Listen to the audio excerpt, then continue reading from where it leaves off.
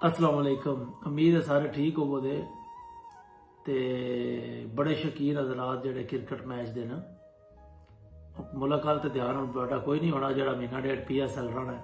ठीक है, अपना अपना शौक होंदा, करो इंजॉय, चिल करो। नहीं गल बड़ी अहम है, मेरी सुनते जावे है। मुण जो कोई मुसीबत पौंदी तो रब वाल ध्यान असीं कर लैंदे, या अल्लाह मदद कर साडी। साडियां आदतां ही नहीं, अल्लाह पाक मदद करे साडी। तो दूजा ये बस इस्लामी जमहूरिया पाकिस्तान आ, इस्लामी मुल्क हाँ, ते लेकिन सन इस चीज़ का कोई नहीं है, बस मुसलमान हाँ। गल मेरी सुनिया ध्यान नाल, परसों PSL स्टार्ट होया, इंजी गल ना कल या परसों का, पर मैंने ना शौक नहीं है तो लेकिन मैं वेख्या है मतलब।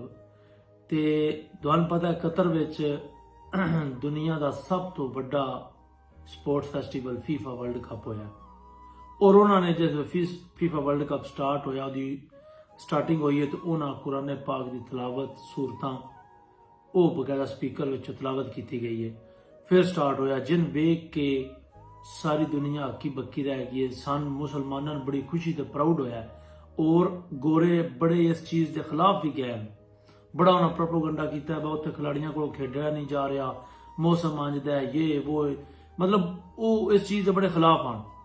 और PSL स्टार्ट होया साडा परसों गालबन, ते ओदी ओपनिंग या स्टार्टिंग एक साडा डोमैसटिक जिहड़ा है टूरनामेंट जो है घर का मुल्क विच इस्लामी मुल्क सी, ते जनाब ओदी असां स्टार्टिंग की है नाच गाणियां नाल, म्यूजिक नाल, जी नैशनल एंथम ये वो जो भी है, मतलब तराने मतलब कि वो ढोल ढमके नाल ही ना यह चीज़ां होंदियां ने जिहड़ियां दुनिया विच तुसी अपना मतलब अपना आप मनवाना होवे ना, दसना होवे असीं कौन हाँ, यह चीज़ां होंदियां ने। क्योंकि हुण जिहड़ा एक टूरनामेंट है ओबवियसली जिन्ने भी बंदे क्रिकेट नाल, जिन्ने भी मुल्क क्रिकेट नाल इंटरस्ट रखते हैं उन्हें वेखना, तो यह साडा हाल है।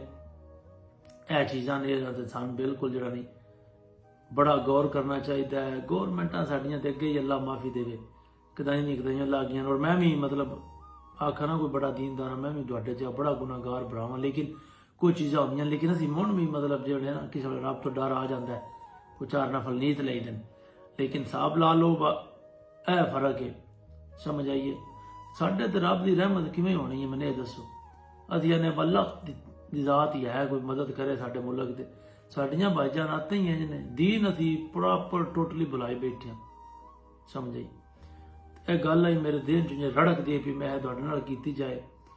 ठीक है, स्पोर्ट्स मेरे सब कुछ होना चाहिए है, समझ आइए। अच्छा ये पिंडां वाले चंगे हैं, ईमानदार की गल है, कबड्डी शबड्डी के मैच कराई देनी है, जिवें भी टूरनामेंट होता है आगाज जी है वो तलावत होती है।